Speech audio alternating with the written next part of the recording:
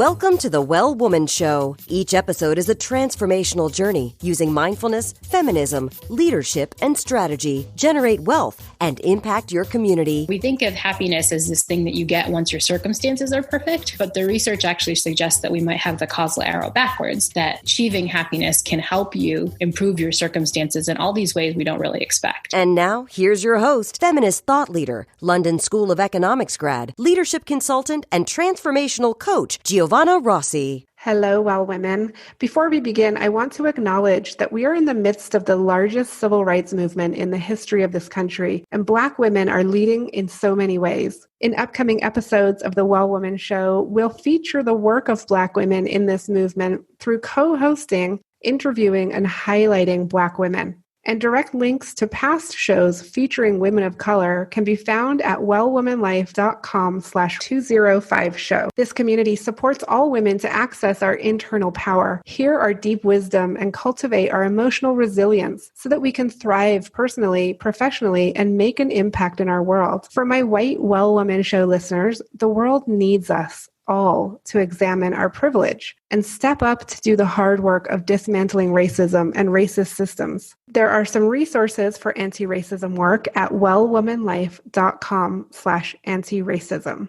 On the Well Woman Show this month, I talked to Laurie Santos, a professor of psychology and head of Silliman College at Yale University, as well as the host of the critically acclaimed podcast, The Happiness Lab. After observing a disturbing level of unhappiness and anxiety among her students, she began teaching a course entitled Psychology and the Good Life, which quickly became the most popular course in Yale's history and has almost reached 2 million people all over the world. Although now she's best known as a happiness expert, Santos's research explores the much broader question of what makes the human mind unique, and often includes comparing the cognitive capacities of non-human animals to humans. On the show, we talk about how happiness is something we can all work on and why it's harder for women than men to make time for happiness. All the information shared today can be found at the show notes at wellwomanlife.com/205show.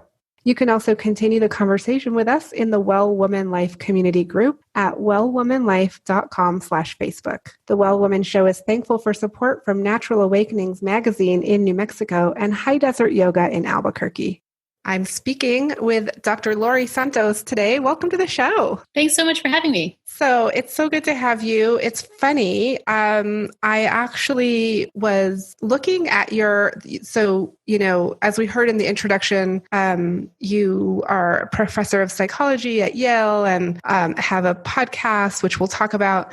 You also started a course on happiness, and I was looking at it thinking, that would be really interesting to interview Dr. Laurie Santos. And then lo and behold, in my email box was a request to have you on the show. So I wanted to start, Dr. Santos, by asking you, who are you in the world today? Yeah, well, these days I'm a bunch of different roles at once, which I think can get confusing. I'm a friend and a wife. I'm a professor of psychology, which means I teach classes on Yale's campus. I also run a research lab. But a lot of my time these days, at least over the past couple of weeks, has been taken up with two different roles. One is as the host of this new podcast, but the other is as a head of college on campus.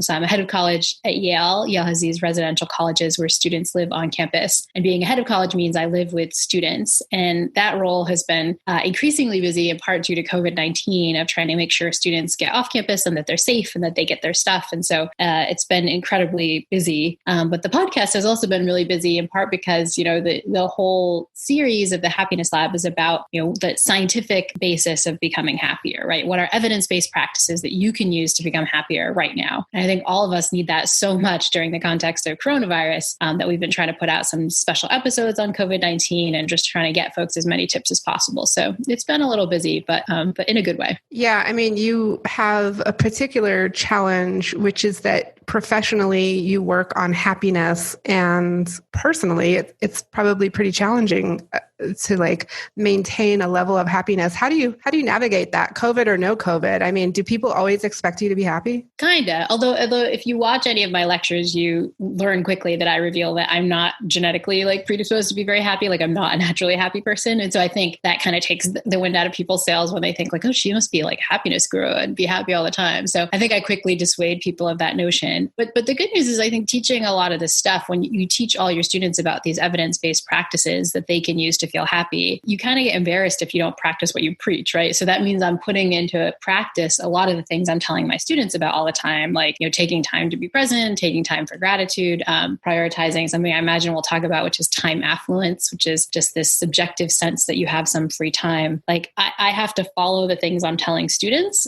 which can be really tricky when you're busy. But I think having that social support of knowing that people are relying on me for this stuff, it helps me put it into practice too. And just as the data would suggest, if you do these interventions pretty regularly, it can improve your mood. So I get the benefit of being the preacher mostly because I have to practice what I preach. I find that too, doing this show, like I have to really put into practice the things that I, talk about with my audience and with the community. And it's a good check, right? It's like, okay, am I actually doing these things? So Dr. Santos, you're working on this podcast, you're running a program at Yale, and what is the impact of your work on women's lives and well-being specifically? Yeah, well, I think, the tips that I talk about can be applied to any gender, people of any background, but I think they're particularly important for women, in part because, in my experience, based on the emails I get and just the comments that come through the class, women are really struggling in part because we feel like we need to do it all, right? Like we need to be the perfect spouses and the perfect workers and the perfect moms and all these things. And I think that can lead to a lot of behaviors in which women are beating themselves up a lot of the time. And so I think the evidence-based practices talk a lot about things like taking time for presence, taking more off your plate to achieve more. And so I feel like these strategies are particularly useful for like women in the 21st century, who are facing a lot of difficulty in terms of just like living their life and kind of enacting the kind of self-care that really matters. Yes. And do you find that you see a difference? Is there a sex and gender difference in your work? Yeah, we're starting to do a little bit of that with the online class. This is the first round where we've had a sample size big enough to get some data on this. And so in a first pass, we just wanted to make sure that doing these interventions, like learning the content that students learn in the class and doing these interventions was actually helping their happiness. And we're writing the paper up now, but it really looks like on a 10-point happiness scale, on average, learners are going up over a whole point, which is pretty cool. Like if you start off as like a 6 out of 10 on happiness, after taking the class, you end up at like a 7 out of 10 on happiness, which is super cool. But now that we've kind of seen that effect, we're trying to dig into whether or not we're specifically seeing gender effects on these things. And we don't have any new data just yet. But again, I think that because women are so prone to not engaging in these interventions naturally, I think they can be particularly helpful. Yeah. And what I've found in my work with women is there's really no lack of information out there. Like you've got all these evidence-based practices. There's all kinds of information. It's like, how do we integrate that into our lives and make it work? And so often women feel overwhelmed by like another thing to do and are not creating the space in their lives to actually, work on some of these things. Yeah, I think that's exactly spot on. One of the first things we teach in the class is this cognitive bias known as the G.I. Joe fallacy, which I don't know if you're a child of the 80s like me or if you're a listener, children of the 80s, but G.I. Joe is this bad 80s cartoon about army guys and nobody remembers it,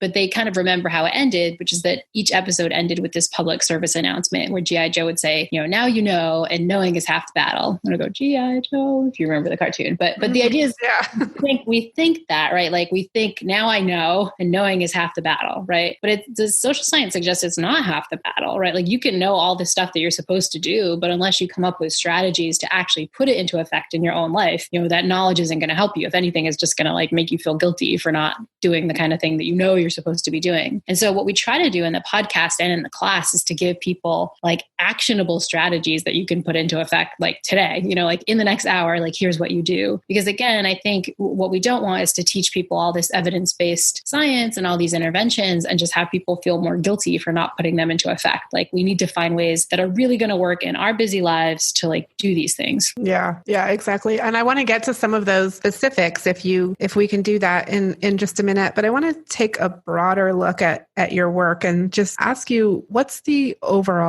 what's the overarching vision here? Yeah, I mean, I think the goal is to try to give people kind of to feel happier, and I think sometimes people can take a kind of nasty view at that project, right? It's like, oh, you want people to be happier. You don't want to solve the structural inequities that make the world a worse place. No, we're not, saying that we need to, of course we want to solve all that stuff too, but ultimately, people feel good when they're happy. Happier people have stronger immune systems. They're more happy people have longer lives in some cases. There's one famous study with nuns that showed that nuns that are happier in their 20s actually live longer. Happier people do better in their job performance. We think of happiness as this thing that you get once your circumstances are perfect, but the research actually suggests that we might have the causal arrow backwards, that achieving happiness can help you improve your circumstances in all these ways we don't really expect. And so I think this project of giving people the tools they need to feel happier is ultimately going to make them more resilient, which can cause better societal outcomes because people can then have the bandwidth to do the stuff that really matters. Yeah, it's interesting because there's a lot of pushback on kind of the self-help industry or the, personal development just on the individual. And I talk a lot about this too on the Well Woman Show and in my work, which is that, it's not just about individuals being happy and that's the end. As long as I'm happy, it's all fine. It's really about like you said, if individuals can be happy and resilient, then they'll have the bandwidth to actually work on social change and work on the really important issues that require our energy and our attention. But I've seen so many change makers and social change activists just completely burn out because it's just too much. Yeah, I think we need to pay, we think we can squeeze in all of it, right? But ultimately, if that causes us not to do any of it because we've totally burnt out or we've given ourselves, mental health issues, we just kind of can't, right? And so I think we have to work smarter and not harder, right? There are ways to do the kinds of things we really want to do in a way that's smarter. And one of those smart things involves, taking care of our health, whether that be our physical health or our mental health. Okay. And when it comes to the evidence-based practices that I want you to share a few of those so that people can go away today and actually implement something. But when we talk about these, are they applicable across the board, regardless of gender, socioeconomic background? What if people are in different situations? Can everybody really take advantage of your suggestions? Yeah, I think for the most part. I mean, again, then this is where I think these tips sometimes differ from the typical thing we think about when we think about self-care. When we think self-care, we often think oh, I have to buy this expensive bubble bath, or the things I'm suggesting don't involve buying anything. They don't involve having certain amounts of money. They involve having a little bit of time, but often not a lot of time. Some of the tips we'll mention, you can do in 5 minutes here and there, 10 minutes here and there. They involve a little bit of intention, right? Which I think some people don't have the bandwidth to do. But I think if you can find ways to put that intention in, then the benefits that you get can be huge. Okay, why don't we go ahead and why don't you share some of the tips? And I just want to frame this in context of what a lot of my listeners hear me talk about, which is the Well Woman Life Framework, which talks about 4 stages of our lives. And in any given moment with any given challenge, we're in one of these 4 stages. In each of these 4 stages, we're struggling with in a different way, but there are different tools. And I imagine a lot of your tools will align with these different stages that I talk about. And the first one is cultivating awareness and really being able to observe our thoughts and have some separation from our thoughts so that we can be aware of our thoughts, but not be our thoughts. Mm-hmm. And then the second stage is where we're really accessing our inner knowledge, really getting quiet with ourselves and accessing that inner wisdom. And then the third stage is aligned action, where we're taking action based on the other work that we've just done. And then, of course, the fourth stage is where you've taken the action and things are better and you're in flow. And so it's kind of a cycle, and we can go kind of around and around this cycle. But I'd love for you to talk about your tips and with that context. Yeah, totally. It will be interesting to see what you think about it. But I think with some of these tips, you can implement them at those different stages. I almost see those 4 phases as the sort of phases of implementing these different things. But then some of the practices in some ways are those phases too. So it'll be interesting to see. But the main, one of the big biggest tips that we get from evidence-based science about how to feel happier, it comes from the fact that happy people tend to be really social. Every available study in positive psychology suggests that like social people are happier, like people who prioritize time with their friends and family members, and people who prioritize even just like connecting with random people they meet, those people tend to be happier than not. And I think this is a really critical one. I think sometimes we're focused so much on our work or so much on, the kinds of things that, society teaches us matter a lot, that we don't put in the kind of work that we need for our close relationships. And those things can kind of, they will fester, and they, in some cases, will die unless we put the right kind of work in. And so that's sort of tip number one, is that we need to be prioritizing that. Another way that we can be focused on social connection is through becoming a little bit more other-oriented. And this is why I don't always love the term self-care, because I think self-care you can sometimes confuse with being selfish. Like, the way to do self-care is to, buy that personal bubble bath and me. But the research really suggests that happier people tend to focus on others. They tend to donate more money to charity. They tend to donate their time in volunteer work and so on. They tend to kind of be more focused on other people's happiness than their own. And that winds up being an inadvertent path to becoming happier ourselves. And so there's lots of research suggesting that if you want to become happier, maybe treating yourself and self-care isn't the right way to do it. It's to kind of get a little bit more other oriented and focusing on other people. So that's interesting because, with women in particular, and we touched on this earlier, as nurturers and as a lot of women are moms or caregiving, caring for other members of the family, elders, we tend to focus on other a lot. And so then it becomes, you're at the point where you're like, okay, actually you need to come back around and do some of the self-care that has been, forgotten because you're caring for everybody else. And I certainly talk about that a lot. I agree with you about self-care. It's not just about the bubble bath. It's about really like prioritizing your needs on a daily basis. So it's not like, an expensive massage once a month. It's more like, what do I need to feel happy today and every day? Mm-hmm. But I'm interested in your thoughts on that, because women's roles are so focused on other people. Yeah, I think part of it is, and this is kind of another tip and sort of fits with some of the four paths that you talked about, is that part of it is really paying attention to who you're doing that other work for, right? And also like how it's feeling to you, right? I mean, I think a lot of us end up doing what we say is nurturing or helping some people in our lives out of obligation. It's not out of a motive to help. It's out of a I have to do this, or I have to help this person at work, or someone asked and I can't say no. I think that's a confusing way to think about helping and nurturing other people. It should come out of a real goal and a real emotion to experience compassion and to kind of help others. But I think it's also important to do that in the context of being present with how it's feeling for you, which is one of the other tips, which is that if we want to be happy people, we need to take time to be a little bit more mindful. We need to kind of pay attention to how these things feel. And I know I've gone through phases like this where, it feels like I'm doing nurturing, but it's really someone asked me to do this thing over email and I feel obligated to do it. That's not the kind of helping we mean. What we mean is having the bandwidth to really take on the big problems, to know I'm doing something that's meaningful, that's making a difference in someone's life. Yeah, I love that. I just want to really clarify the distinction, which is what I'm hearing. It's not about always doing for others out of obligation and just because that's what's expected of us. That's how we're socialized as women, is to actually do all of these things for everybody. And so something that I share a lot about is setting boundaries, and you kind of touched on this. And so I think the takeaway here is, set your boundaries, be comfortable with saying no so that you can say yes. Mm-hmm.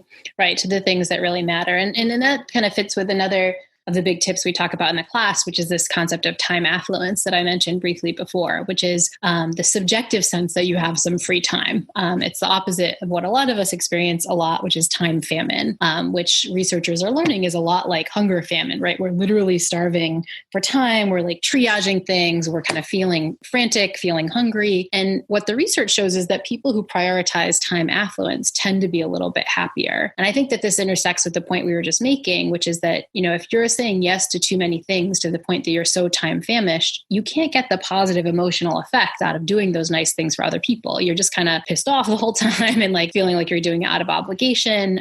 Gretchen Rubin has this wonderful phrase of kind of feeling like an obliger, and you can go through this period of obliger rebellion, which I know quite well. It's kind of like you just like don't want to help anybody anymore.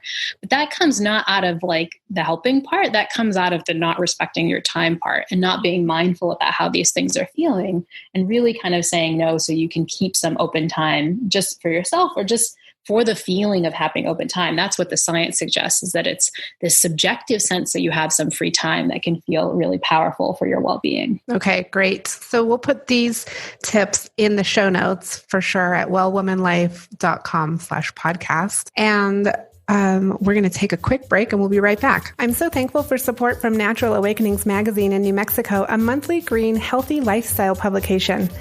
And for support from High Desert Yoga, promoting optimum physical health, clarity of mind, and spiritual inspiration for all. You're invited to join me for a brand new monthly group experience over in the Well Woman Academy. This is a monthly group that includes access to the full 6-week course based on feminism, mindfulness, and the Well Woman Life framework. It includes weekly groups coaching sessions with me, as well as office hours and a private Facebook group to share and grow. Don't get me wrong, this is hard work, but with these tools, you will easily find the time to do the course, get the coaching, and reach your goals monthly. If you find yourself worrying about whether you'll ever make it in the thing you're pursuing, waking up in the middle of the night with anxiety, lacking the energy you need to get everything done, stuck in some aspect of leading your team, procrastinating on moving forward with projects and tasks, or in a leadership role but second-guessing yourself constantly, I'd love to introduce you to the Well Woman Academy. It's for smart, high-achieving women changing the world who want to overcome anxiety, burnout, perfectionism, and insecurity. The result? You get to live your well woman life, a life of joy, ease, and abundance, even when things are tough all around you. Visit wellwomanlife.com/academy to learn more. We're back with Dr. Laurie Santos. She has the podcast, The Happiness Lab.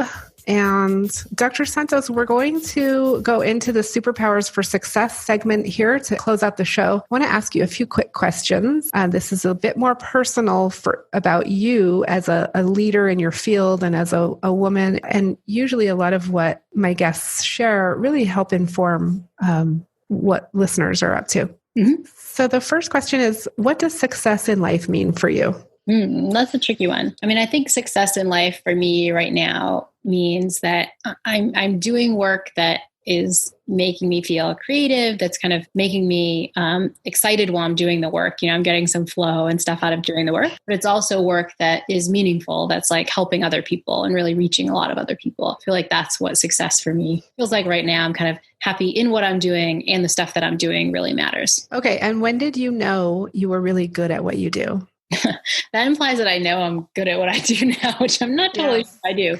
I feel like taking on this new podcast is really out of my comfort zone, so it's coming to terms with my voice and the kind of creative process of writing the scripts. And so it's been a wonderful growth-filled experience, but I'm not sure I would necessarily say I'm good at it. I think I know that things are a good fit when they feel quite natural, when they're kind of giving me flow and I feel like I'm growing, but also I'm still feeling challenged by things. I think, the things in life that started to feel too easy, I feel like, I wasn't really growing from them, and they were things to kind of let go. Okay. But you've been pursuing this field in psychology and pursuing, like, finding out about happiness for a long time.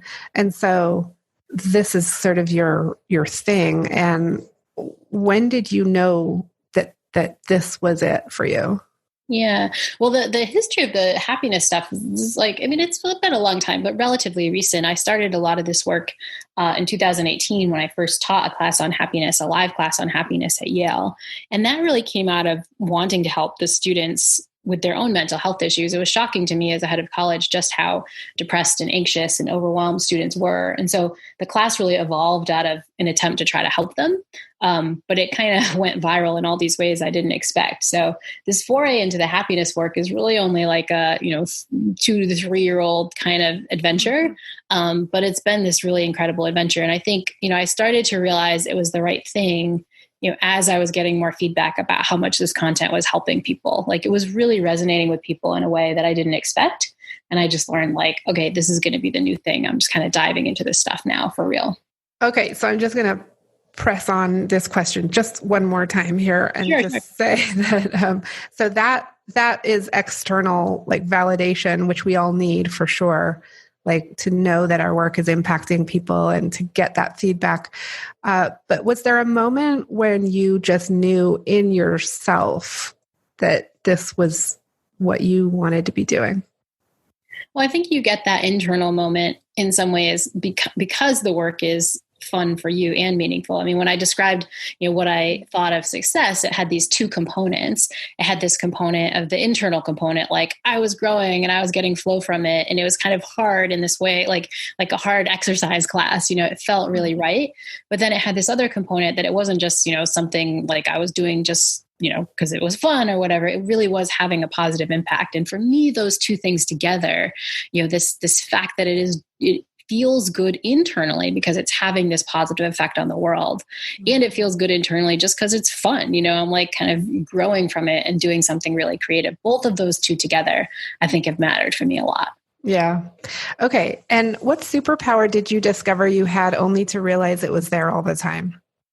I think, the superpower I have discovered in this process of sort of learning about the happiness is the superpower of like controlling what I can control, if that makes sense. There's so many things in life that are out of your control, but your attitudes, your reactions to things are always kind of in your control. This comes from a lot of the ancient wisdom that the Stoics talked about, there are things you can control and things you can't. It also comes from ancient wisdom that Buddhists talked about in the parable of the second arrow, that you can't always control the first arrows that hit you in life, but usually the second arrows that come are the arrows that you create. They're your reactions to things that might not be so positive. And so the superpower I realized I have, and I'm sort of working hard to cultivate, I'm like, new Spider-Man, like figuring this out, is that I have that control and that I can exert it whenever bad things come up in life.